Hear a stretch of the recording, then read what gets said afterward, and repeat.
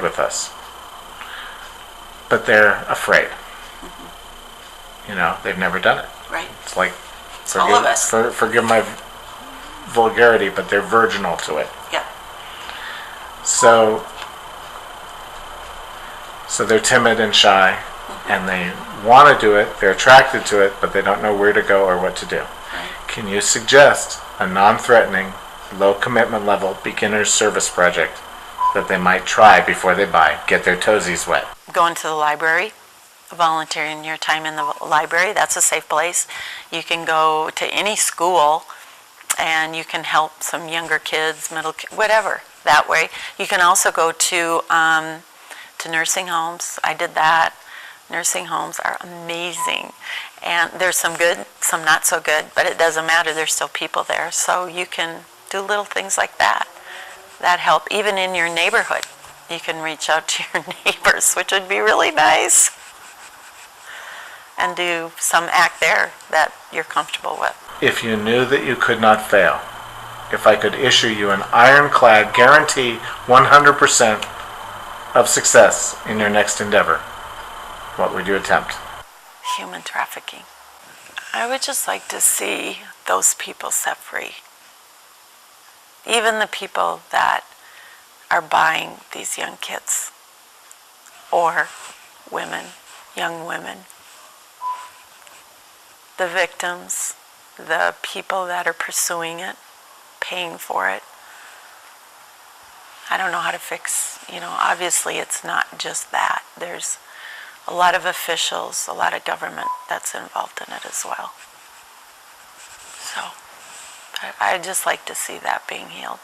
Let's pretend for a moment that all 7 billion of us are going to watch this video. What would you say to us? Don't give up hope. Don't give up hope. Let's pretend for a moment that I could give you any superpower. Either one that you've heard of, like the ability to fly or X-ray vision or bend steel with your bare hands. Okay. Or one that you make up now on the spot. What superpower would you request of me? Love.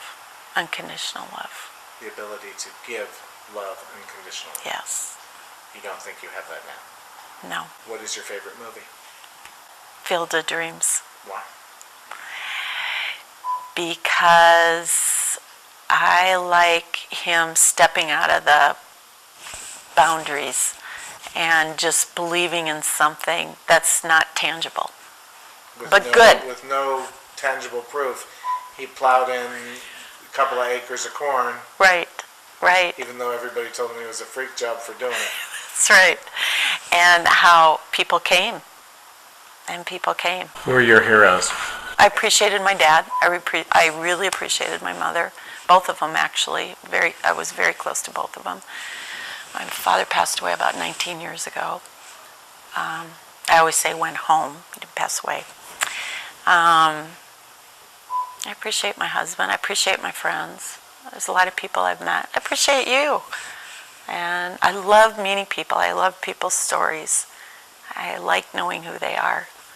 So that, if I would say a hero, I guess I'd have to say the one that, really spoke to me, I guess, it would be Jesus Christ. Is there some way that we as a society can help those who don't have stellar parents to become servant leaders like you? I think it's hard to do on your own. I think you have to meet people that can encourage you and let you know that it's not your fault the way your parents treated you, whatever the reasons were, because of where they came from and what happened. They didn't have anybody to help them, because I really think kids are a gift. I think a lot of times they're a gift to help us get rid of our stuff and learn how to love. And I think because kids are innocent, and when parents see their kids, that they're supposed to love them, not do a lot of things that happen in families.